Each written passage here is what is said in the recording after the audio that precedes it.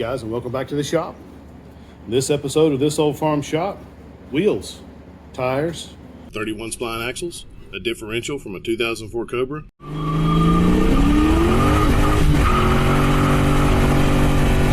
and a 5 lug conversion.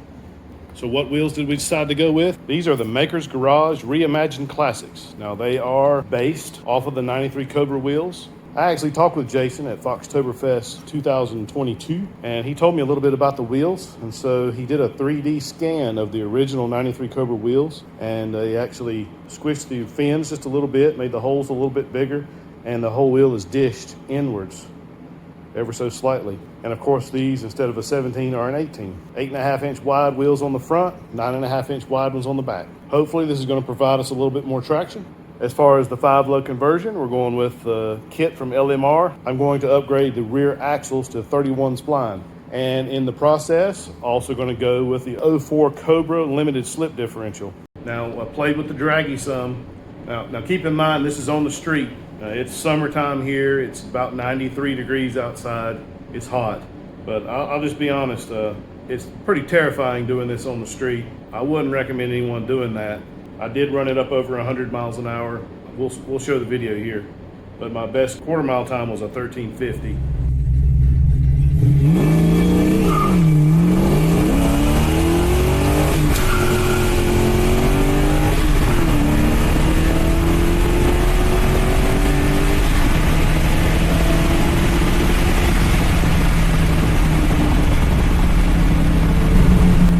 Like I say, it's very terrifying on the street, and I just don't want to do a lot of that, because obviously I'm going to get arrested or killed, one or the other. So we're going to see if these new tires, wider tires on the back, I went with some stickier tires. I'll show you those. We'll see if that makes any difference whatsoever as far as traction goes. And of course the new limited slip rear carrier, we'll see if that makes any difference as well.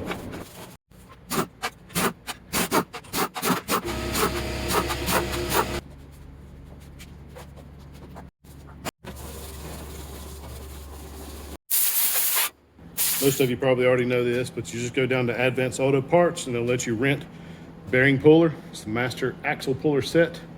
They do require a $200 deposit. This is as of July of 2023. And when you take it back, they give you a full refund. So you just find the one that fits in your axle, get to pulling those bearings.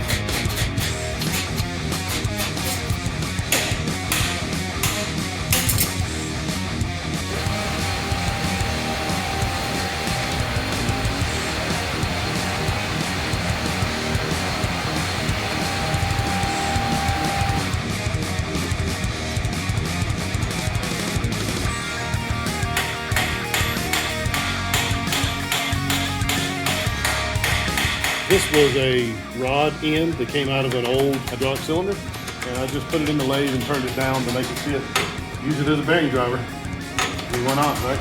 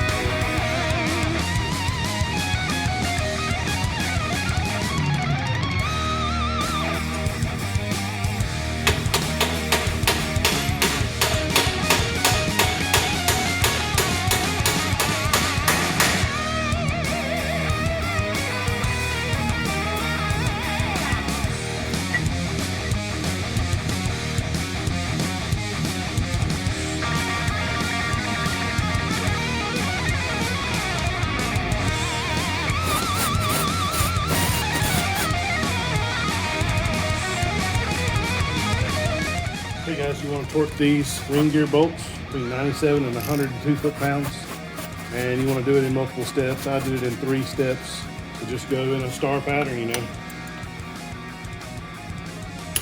So my final torque here is at 100 foot-pounds. Just want to keep going back and forth across the bolts till you get them all.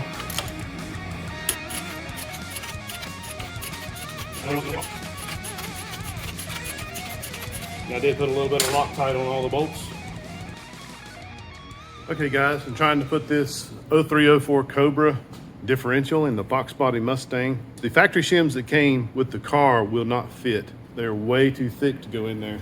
And even the shims that they sent with it will suggest that the smallest you would use would be 220. The stock shims that come with the car on the driver's side were at 263. The passenger side was at 278. So here, again, passenger side, what I'm ending up with is 208, which is 60 thousandths less. And the driver's side was at 195.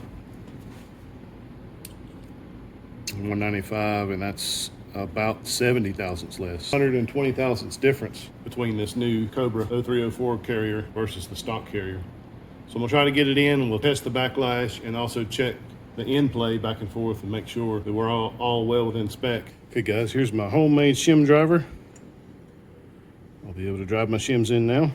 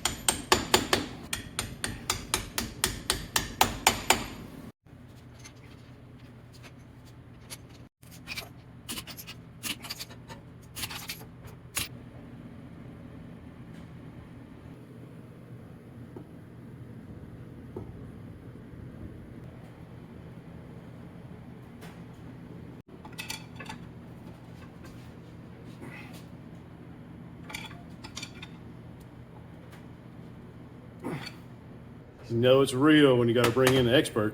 Yeah. So what we think we figured out is you're supposed to use these, and this part will go towards the outside, and then you stack your shims over like that, and then that way your bearing caps will capture the outside to prevent your shims from walking out. Ended up using the shims that came with the kit that allow you to capture the other shims. So the larger shims are on the outside here, and then the smaller ones are on the inside, but they're captured by the outside shim, and the lip on the outside shim is captured by the bearing that is in the housing there. The shims are not going to work their way out this way, which is what we're looking for. Now, as far as my bearing preload, it was hard to tell exactly what I needed. I did have to drive these in slightly. It wasn't super tight. I might go in here and add one more shim on this side. The thinnest shim I have is a 6 thousandths that came with the kit. So I may add a 6 thousandths over here and see where that puts me. My current backlash is at 10, and which is, you know, dead in the range from 8 to 12.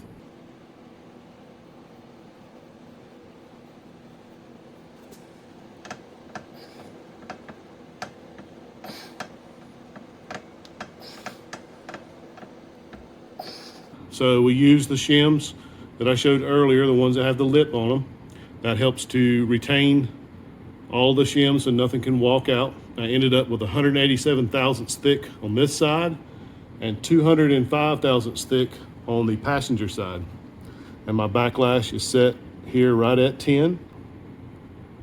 Dead set on 10, and I did check my wear pattern as I showed earlier, and it is good. I was at 199 thousandths thick on this side and 187 on this side, but I felt like the differential went in a little too easily. So I pulled it back out and I added a 6 thousandths shim to this side just to increase the bearing preload. And using my homemade shim driver here, I just literally tapped it in, left, right, and just walked it in. I had to tap on the bearing races themselves and on the shims to get everything to just tap in. I just took my time, went nice and slow. A little tap here, a little tap there, until I got it all the way in. I got my end caps on with my bolts torqued to 100 foot-pounds. So we're gonna call this good. So let's get this thing buttoned up and back on the road.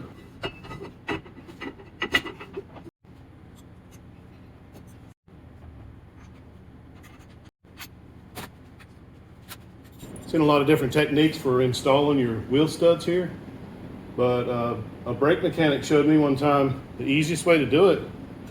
Go ahead, thread your stud in, put a pile of washers over the top of it. You can just take your air wrench,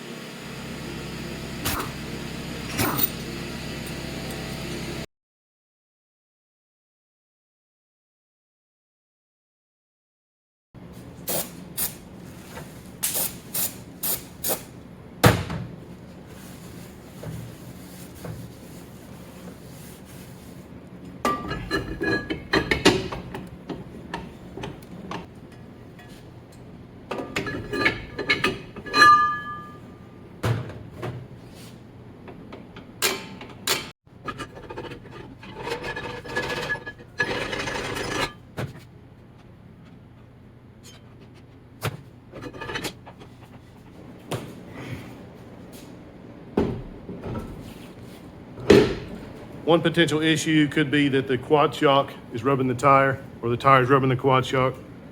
In this instance, we are right on it. Might be a millimeter's difference. Looks like we have plenty of clearance for our exhaust pipe. And as far as the potential of having to roll the fender, that's yet to be determined. It looks like it may be right on the verge of needing to be rolled. But we did get ahead of ourselves a little bit because I haven't put the cover on and filled it full of grease yet. So let's get that done. Per the RTV's instructions, we're gonna go ahead and let that sit since we've snugged everything down. Let it sit for 24 hours and then we'll go back and torque them down. 24 hours later.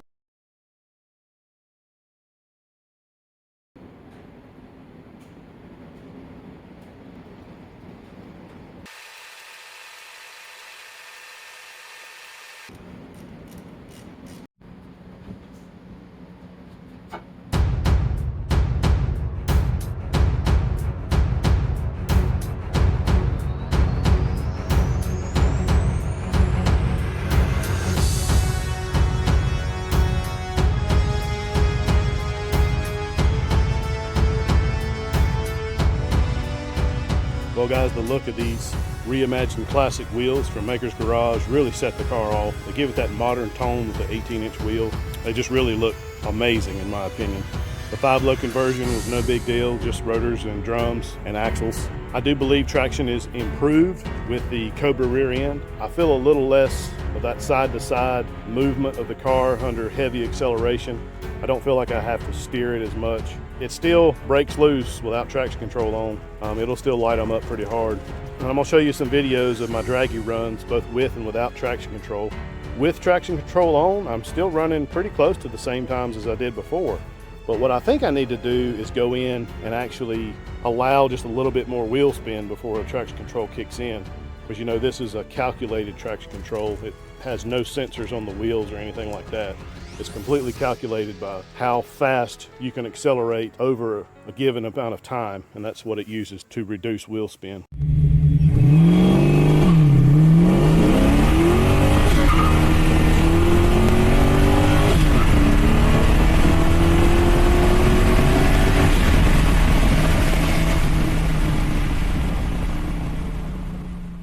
So I'm going to go in and play with the traction control a little bit more and see if we can't improve our 1/8 mile times a little bit. Doing this on the street is just absolutely terrifying, especially without traction control on. As you'll see in the videos I'm going to show you, it's just side to side. I mean, you're just fighting with traction, you know, and even feathering the gas pedal a little bit.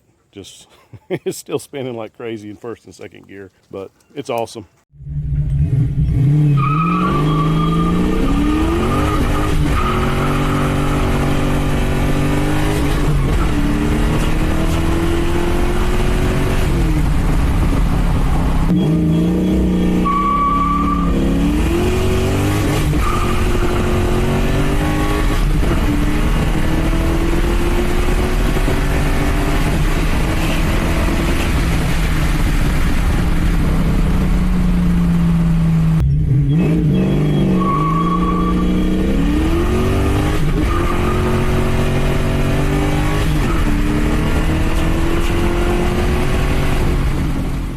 What could be more fun than that? It's like driving a giant go-kart on the road legally or illegally. I mean, Guess it depends on how you're actually driving it. Ha ha.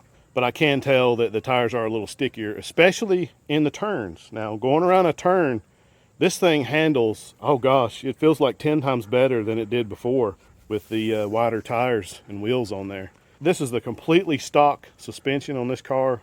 Nothing has been done to it other than putting the urethane bushings on the front sway bar. That is literally it. Well, I digress. I have had to replace the shocks before because I had a strut that actually locked up on me several years ago. But yeah, handling is definitely improved. It's much funner to drive, going around the curves and whatnot. So I'm really looking forward to doing a little bit more suspension mods to this car and just see how far can we take it. I was a little afraid about having to roll the fenders, but the car is just really not low enough to have to even worry about it.